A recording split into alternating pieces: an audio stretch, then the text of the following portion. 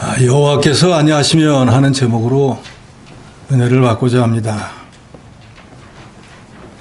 이 시편 127편은 솔로몬이 쓴 시입니다. 우리가 잘 알듯이 솔로몬은 다윗의 아들로서 지혜의 왕이라고도 불리고 부귀영화를 누렸던 그런 왕이었습니다. 그렇지만 전도서에서 솔로몬은 인생은 아무것도 아니라고 고백을 합니다. 헛되고 헛되고 헛되며 헛되니 헛되도다.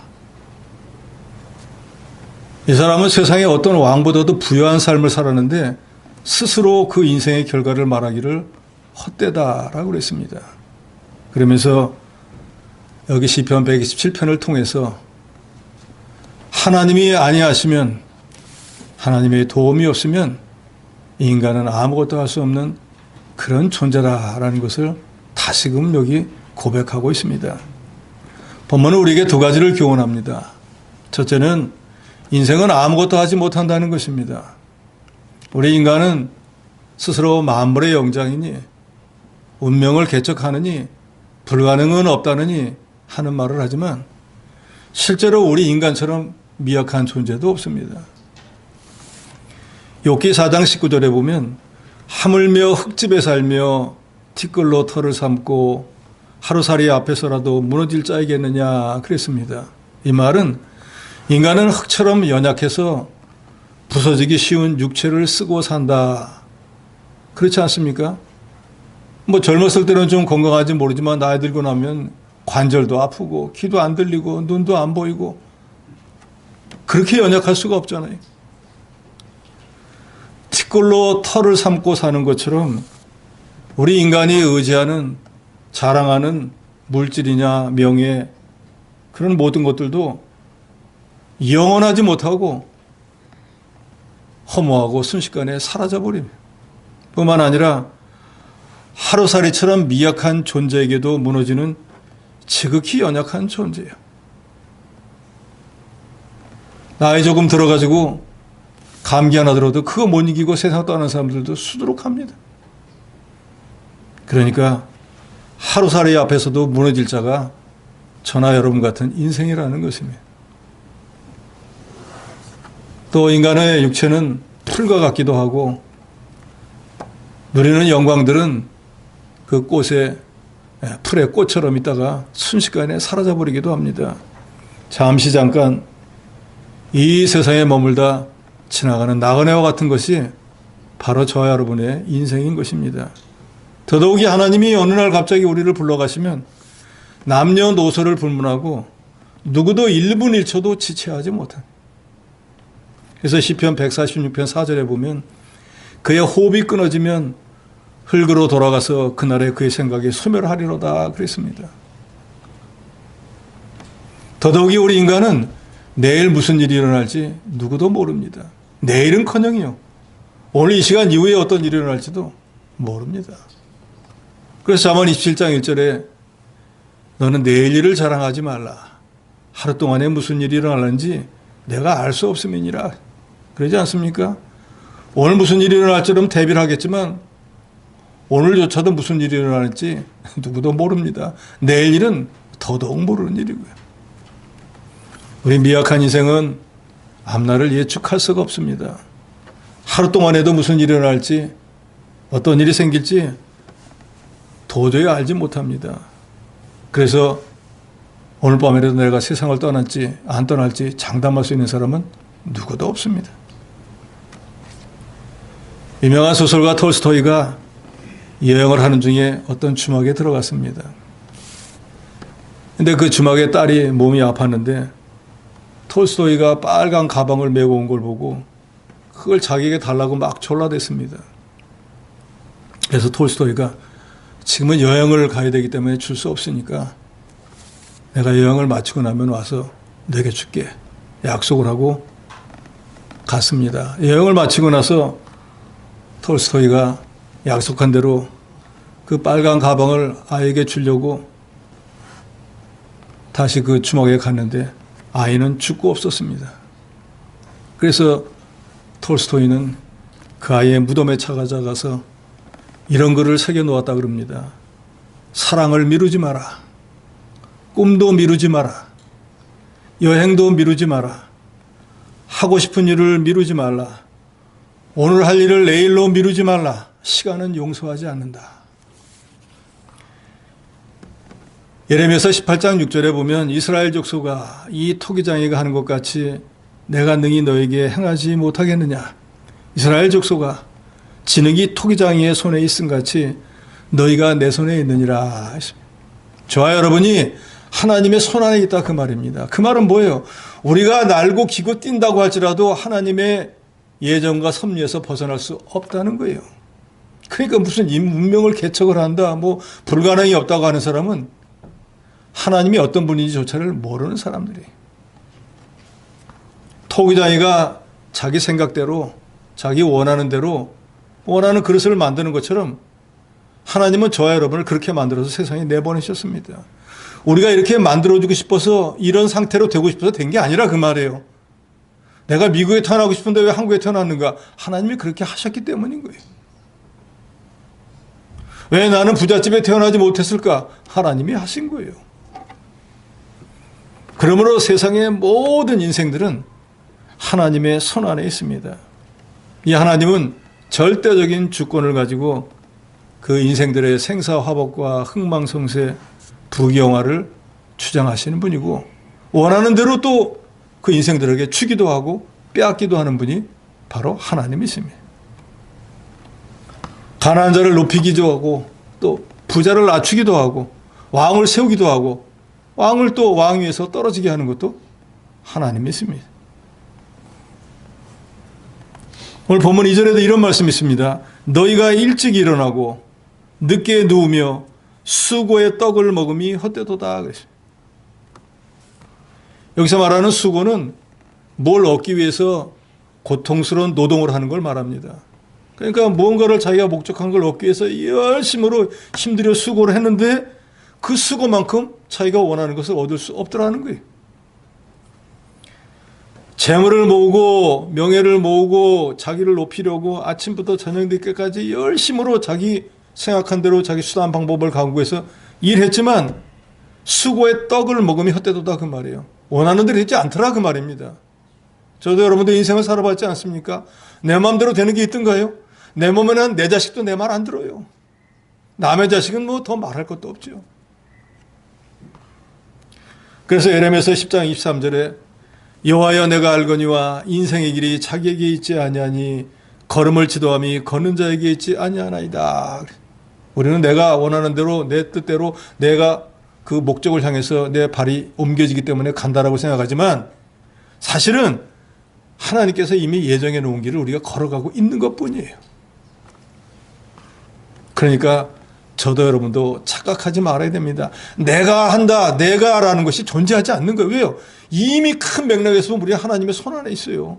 그리고 하나님이 저와 인생의 모든 길을 다 예정해 놓았어요. 그래서 우리가 그 길로 가는 것뿐이지 하나님이 우리가 이렇게 생각하니까 그 길로 보내주는 게 아닙니다.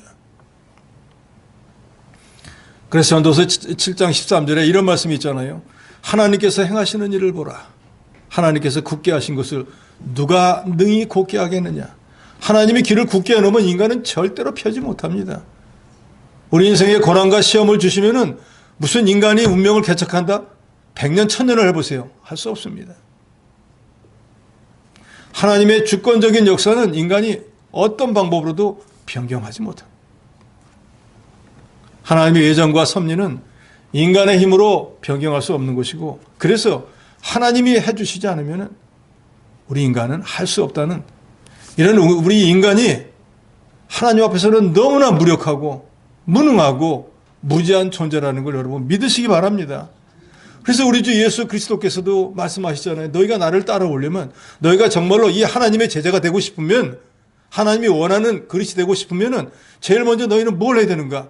너희가 하나님 앞에서 아무것도 아닌 줄 알고 자신을 부인한 자가 되어야 된다 그 말이에요. 나도 라는 생각이 있으니까 주님을 따라가기 어려운 거예요.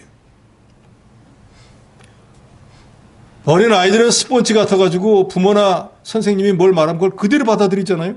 그러니까 그게 자기 지식이 되는 거예요. 성인들은요. 자기 생각이 있어가지고 아무리 좋은 말씀을 전해도 안 받아요. 그러니까 진보를 못하는 거예요. 창세기 11장에 보면 하나님께서 이 세상을 다시는 홍수로 멸하지 않겠다고 약속을 하셨습니다. 그걸 못 믿으니까 무지개를 온 세상이 다 볼 수 있게 해가지고 그 무지개를 볼 때마다 하나님이 홍수로 다시는 멸망시키지 않겠다 그랬지 하고 안심하고 홍수로 멸망할까 걱정하고 그것 때문에 염려할 것이 않고 자기 맡은 사명을 잘 감당하면 되는 거예요. 그런데 인간들이 그 하나님 말씀을 믿지 못해서 불신해서 우리끼리 모여가지고 흩어지지 않게 모여서 살자 해가지고 우리도 하나님처럼 한번 해보자. 하늘에 닿는 대를 만들자. 그게 바로 하나님같이 돼보겠다는 거잖아요. 헛된 욕망으로 열심히 바벨탑을 쌓았지만 하나님께서 이 사람들 하는 일이 선하지 못하네. 안 되겠다 하고 하나님이 그냥 한 말씀 하니까 탑을 쌓았던 사람들이 갑자기 언어가 전부 다 달라져 버려가지고 소통이 안 되는 바람에 성을 쌓다가 오히려 모여 살려고 성을 쌓았는데 다 흩어져 버리고 말았다 그랬어요. 하나님이 집을 세우도록 허락하지 않으면 인간의 세우는 수고는 헛되다는 거예요. 1절 말씀을 다 같이 읽도록 하겠습니다. 1절입니다. 시작. 여호와께서 집을 세우지 아니하시면 세우는 자의 수고가 헛되며 여호와께서 성을 지키지 아니하시면 파수꾼에 깨어있음이 헛되도다. 성을 지키는 파수꾼이 아무리 깨어서 성을 지키려고 해도 하나님이 지켜주시지 않으면 지키지 못합니다. 여기서 말하는 집을 짓는다 또는 성을 쌓는다라는 건 인생이 뭔가를 하려고 하는 모든 거예요. 그러니까 우리 인간들이 무언가를 하려고 하는 모든 것에 하나님의 도우심이 없으면은 무엇 하나도 이룰 수 없다는 거예요. 그래서 인간은 아무것도 할 수 없다는 거예요. 그러나 그 말을 다시 잘 생각해 보면 하나님과 함께하면 인간들은 무엇이든지 할 수 있다는 거예요. 여러분 이걸 분명히 아셔야 됩니다. 예수 믿는 우리가 만물의 영장이고 하나님의 형상을 따라 닮았으니까 무엇이든지 다 할 수 있다고 착각하지 마세요. 그것은 하나님과 함께 할 때 하나님의 뜻에 합한 것을 할 때는 무엇이든지 할 수 있지만 하나님이 없이는 아무것도 안 되는 거예요. 그래서 예수님도 말씀하시잖아요. 나는 포도나무고 너희는 가지라. 너희가 포도나무로서 포도나무인 나 예수 그리스도에게 붙어 있을 때는 너희가 많은 열매를 맺지만 너희가 나를 떠나서는 아무것도 할 수 없느니라. 그 말씀과 똑같은 말씀. 어떤 개인이 되었든 어떤 공동체가 되었든 간에 하나님을 믿고 의뢰하는 것이 없다고 하면은 인간의 모든 수고와 노력은 물거품이 되고 마는 것입니다. 여기서 집을 세운다고 할 때 집은 교회가 될 수도 있고 가정이 될 수도 있고 단체나 기업이나 국가나 사회나 모든 것이 될 수 있습니다. 그러니까 이 세상에 존재하는 모든 것들이 무언가를 하려고 하면은 거기에 하나님의 도우심이 없이는 안 된다는 거예요.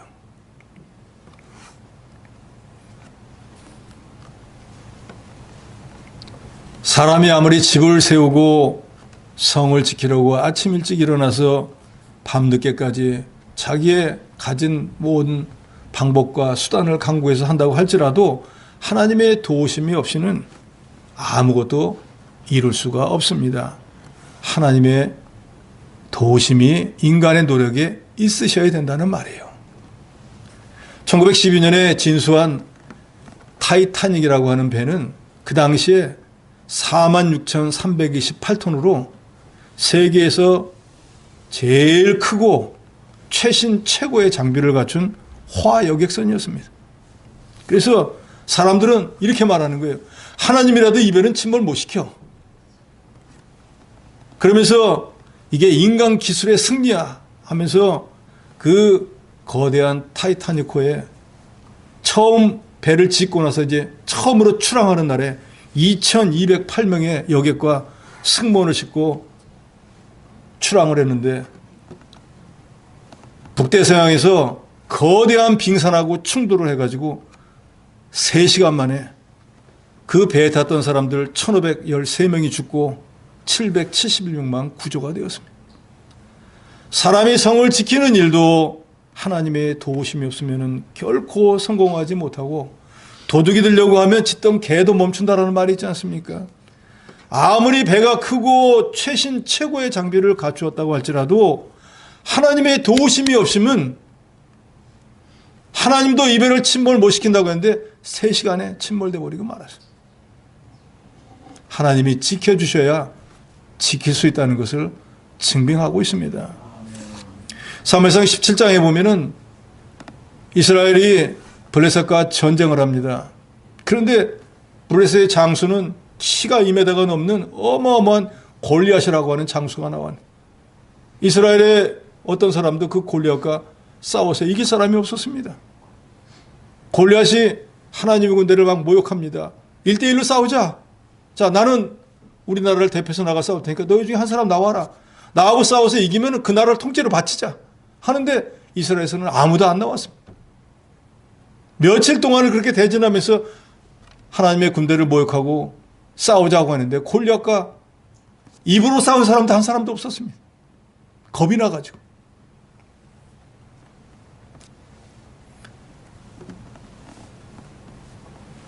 그런데 겨우 나이 15세 약간에 골리앗과 싸웠던 다윗이라고 하는 사람은 너는 칼과 창과 단창으로 내게 나오거니와 나는 만군의 여호와의 이름 곧 내가 모욕하는 이스라엘 군대의 하나님의 이름으로 내게 나가노라 하면서 갑옷도 입지 않고 칼도 창도 없고 단지 손에 물맷돌 몇 개만 들고 나가서 그 거대한 블레셋의 장수 골리앗을 물리쳐 이겼습니다. 다윗은 어떻게 이겼습니까?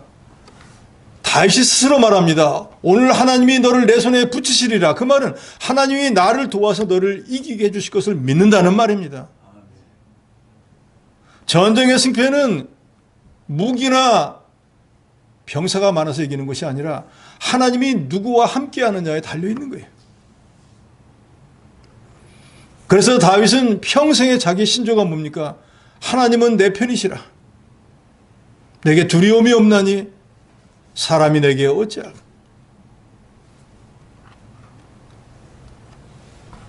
다윗은 하나님이 주시는 힘을 의지해서 골리앗과 싸워서 승리했습니다.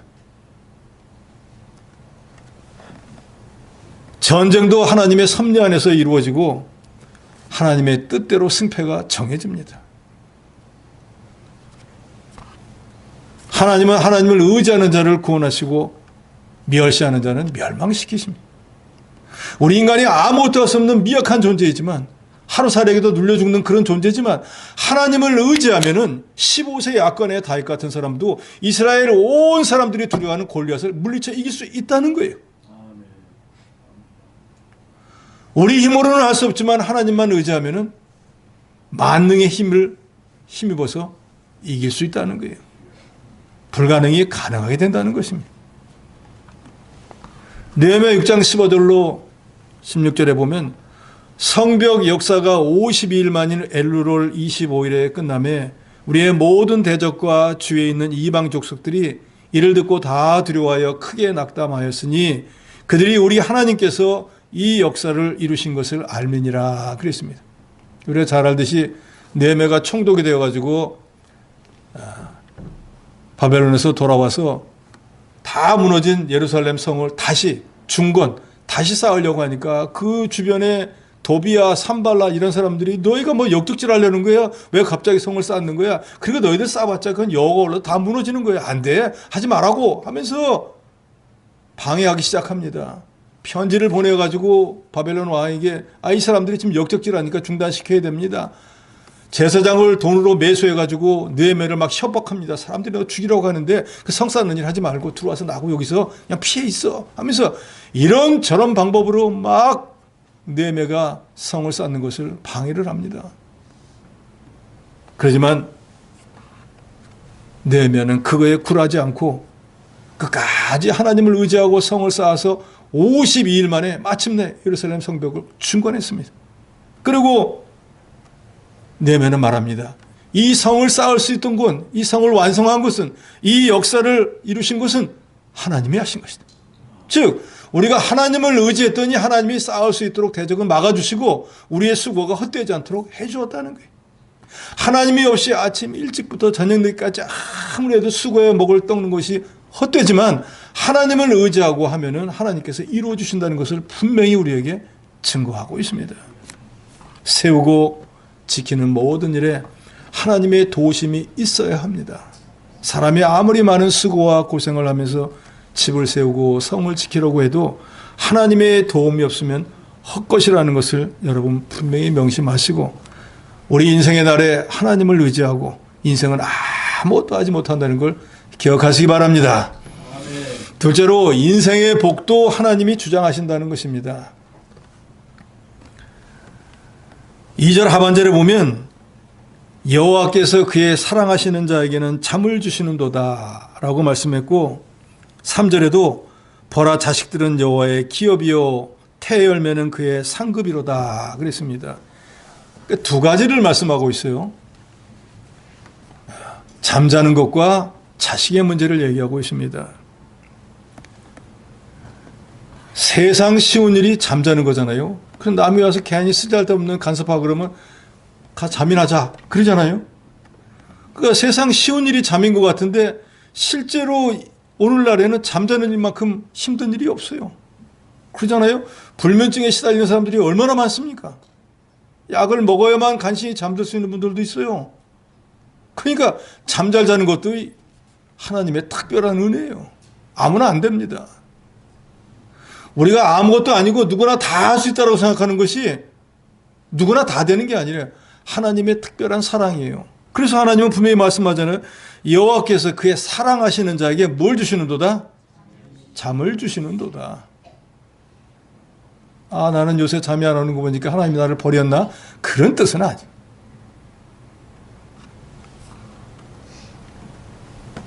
하나님이 만사를 주관하는 것을 분명히 믿는다고 하면은 염려할까요? 염려하지 않을까요? 염려하지 않겠죠. 염려, 근심, 걱정이 없으니까 누우면 잠이 오겠죠. 잠이 안 온다는 건 뭐예요? 생각이 많은 거예요. 그러니까 밤이 새도록 이 생각 저 생각하다가 잠을 못 자게 되는 거잖아요. 근데 아무 생각이 없으면요, 누우면 자는 거예요.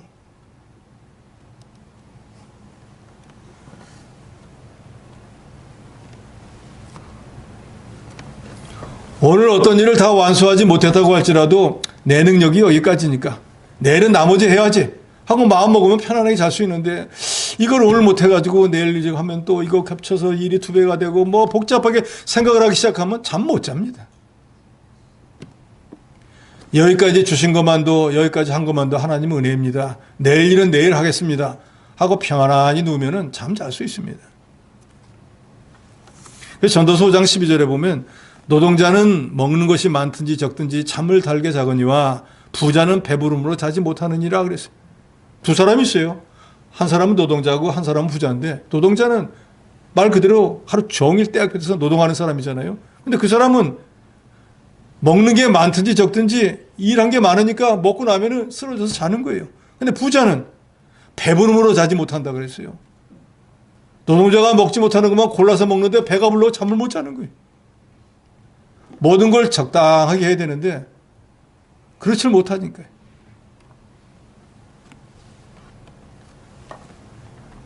내 재산을 아들이 훔쳐가지는 않을까, 사업장의 것은 누가 도둑질해 가지 않을까, 날마다 그게 염려 걱정이 돼 잠을 못 자는 거예요. 사업이 커지면 사업을 유지하고 성장시키고 관리하는 것에 대한 심려 때문에 잠자지 못합니다. 하나님이 잠을 주신다는 것은 우리 성도의 심령의 평안과 안식을 주신다는 것이고, 실제로 육신에 잠을 주시는 것도 포함이 됩니다. 그러니까 혹시 여기 계신 분 중에 잠을 잘 못 주무시는 분이 있으면 마음의 근심을 일단 하나님께 맡기세요. 염려 근심한다고 그게 이루어지면 좋은데, 예수께서도 말씀했지만 아무리 염려한다고 해도 키를 한자나 자라게도 못해요. 그럼 어차피 되지도 않는 일을 염려하면 뭐 하겠습니까? 몇 번 하다가 안 되면 그게 하나님 뜻이 아닌가 보다 하고 놔둬버리세요. 내가 염려하든지 내가 염려 안 하든지 하나님께서 굳게 한 것은 하나님이 펴주셔야만 되는 거예요. 우리는 그저 어렵고 힘든 일이 있으면 하나님 앞에 기도할 것뿐이에요. 그리고 주께서도 말씀했잖아요. 너희가 기도한 것은 받은 줄로 여기라. 기도했으면 하나님이 들으시고 내 기도한 것이 하나님 뜻에 합당하면 언젠가는 이루어 주신다 그 말이에요. 그런데 그 이루어지는 게 언제인지는 그건 하나님의 주권하에 있는 거예요. 저도 여러분도 착각하는 게 내가 급하니까 하나님이 일은 며칠까지 해줘야 됩니다. 하나님이 우리한테 빚진 게 없는데 며칠까지 해주실 리가 있겠어요?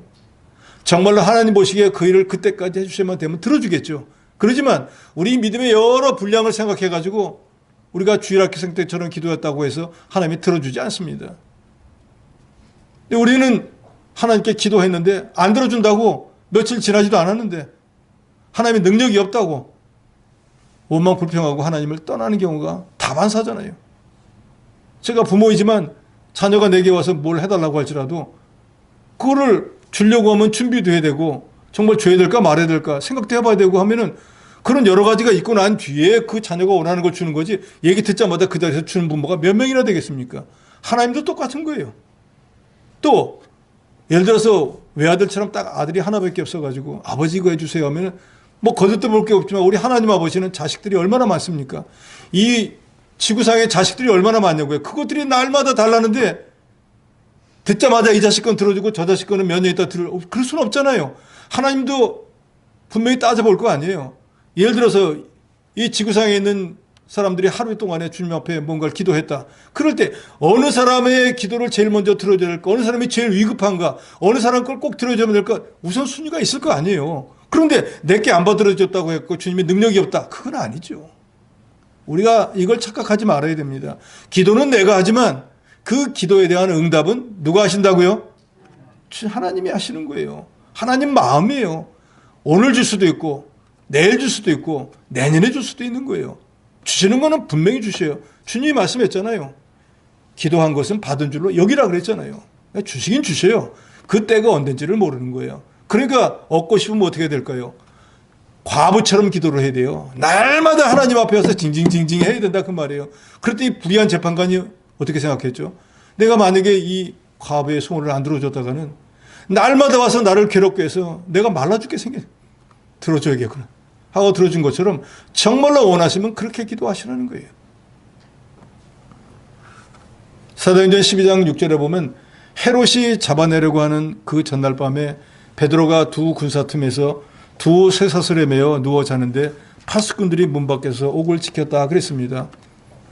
내일이면 베드로를 잡아다가 처형시키려고 하는데 잠이 오겠어요?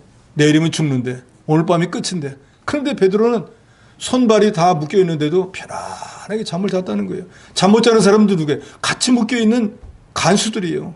이거 도망갈까 봐 근심이 돼요. 그 사람들은 못 자는데 정말로 죄수는 들어놓아가지고 평안하게 잠을 잤다.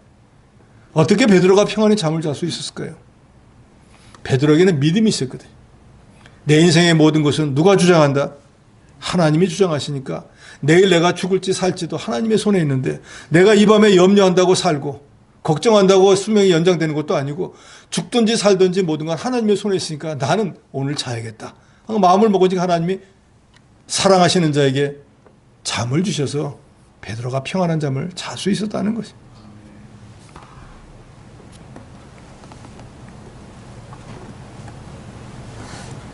자신의 수고와 노력으로 무언가를 이루려고 하는 사람은 아무리 애써도 어떤 결실도 맺지 못합니다. 오히려 육체적으로 정신적으로 피곤만 쌓이게 돼요. 그렇지만 하나님을 의지하고 하나님의 뜻대로 일하는 사람에게는 하나님이 영의 자유함과 육체적인 휴식도 주십니다. 주 안에서 영의 자유를 누리고 평화가 안식을 누리는 이것이 우리 믿는 사람에게는 가장 큰 복이라는 거 여러분 믿으시기 바랍니다.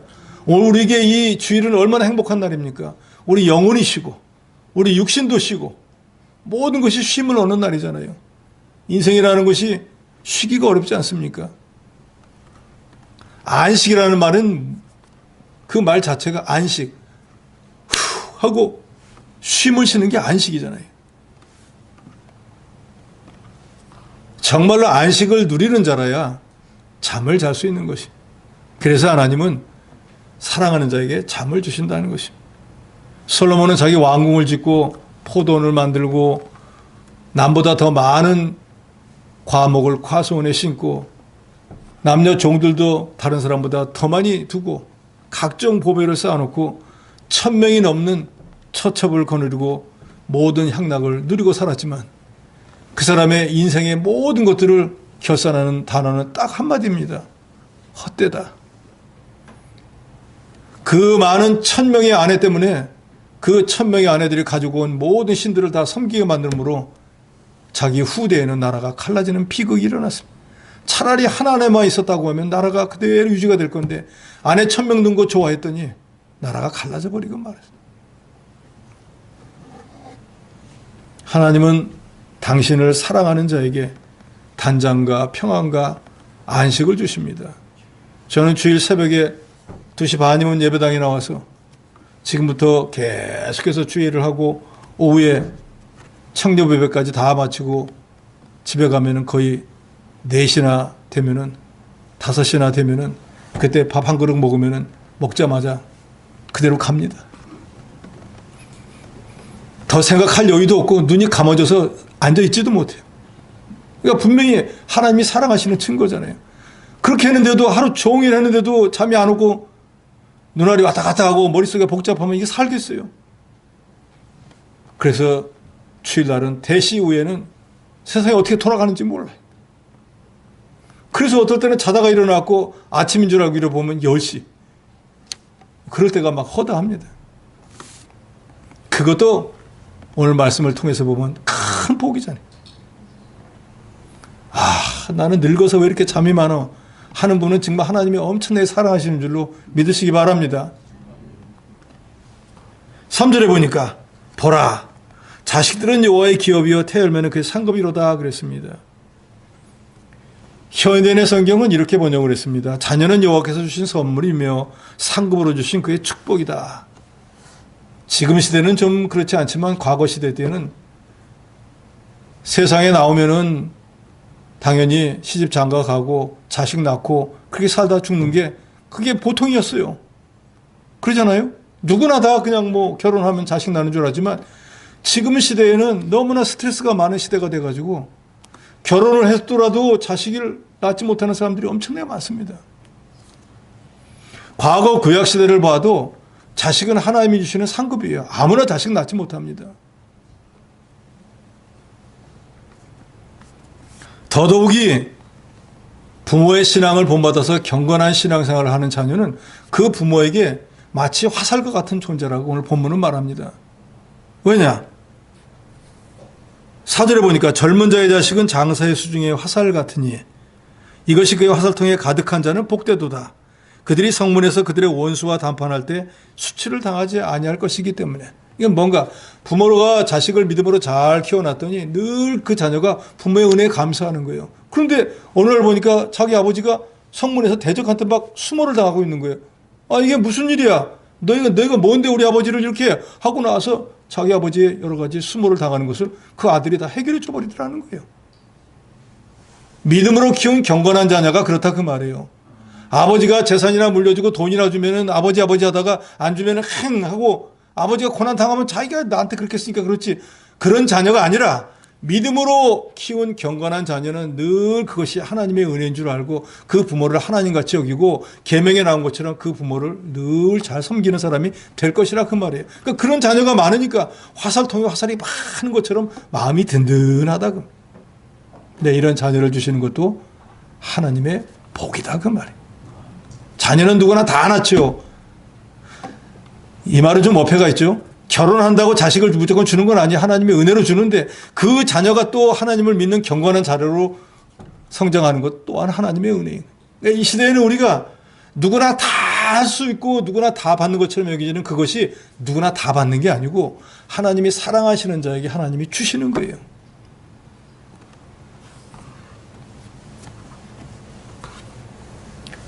전도서 5장 18절로 19절에 보면 솔로몬은 이런 말을 합니다. 내가 깨달은 것은 바로 이것이다. 멋지게 잘 사는 것은 하늘 아래서 수고한 보람으로 먹고 마시며 즐기는 일이라는 것이다. 인생은 비록 짧아도 하나님께 허락받은 것이니 그렇게 살 일이다.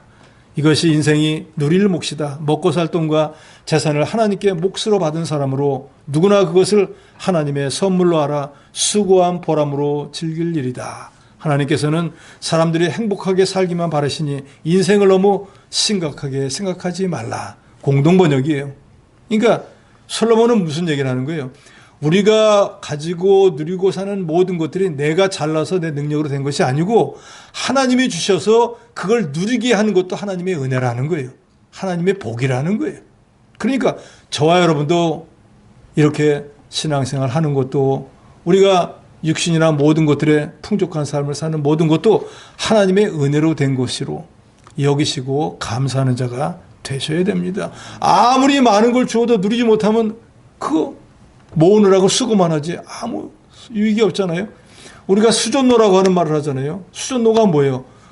모을 숫자, 금전자, 노예, 돈을 모으는 노예. 그게 수전노인 거예요. 그러니까 돈을 엄청나게 모으는데 이 사람은 쓰는 법을 모르는 거예요. 그러니까 모으다가 죽는 거예요. 그러니까 돈의 노예가 돼버린 거예요. 돈을 모으는 이유는 뭡니까? 쓰기 위한 거잖아요. 근데 쓸 줄을 모르니까 돈의 노예예요. 저도 여러분도 수전노가 되시지 말기 바랍니다. 우리가 수고한 것에 대해서 하나님이 은혜를 주시면 당연히 받는 거예요. 그 받은 것을 내가 누리는 그것이 또한 복이라 그 말이에요. 내가 한 달 동안 일을 해서 월급을 타고 월급을 받아서 하나님 앞에 당연히 11조를 드리고 내가 마음에 감동이 있어서 교회에 여러 가지 행사가 있을 때 도와주기도 하고 후원하기도 하는 그거 하나님이 복으로 주시는 거라 그 말이에요. 누구나 그런 마음을 주는 게 아니에요. 그러니까 내 것이라고 해도 내 마음대로 쓸 수 없는데 수전노는 모으기만 하잖아요. 쓸 줄 모르잖아요. 그런데 나는 그런 수전노가 되지 않게 해주시고 모은 것이 하나님의 은혜인 줄 알고 그걸 또 하나님을 위해서 쓸 수 있는 마음을 주신다. 이게 바로 복이다 그 말이에요. 솔로몬은 오늘 본문을 통해서 말합니다. 우리가 뭘 경영하고자 하는 거 혹시 세운다든지 아니면은 지킨다든지 하는 우리 인생이라는 모든 일들은 우리 힘으로 되는 것이 아니고 하나님의 도움이 있으셔야만 된다. 우리가 이 세상에서 당연히 시집장가 가면 자식을 낳는데 그것도 하나님이 복으로 주셔야 된다.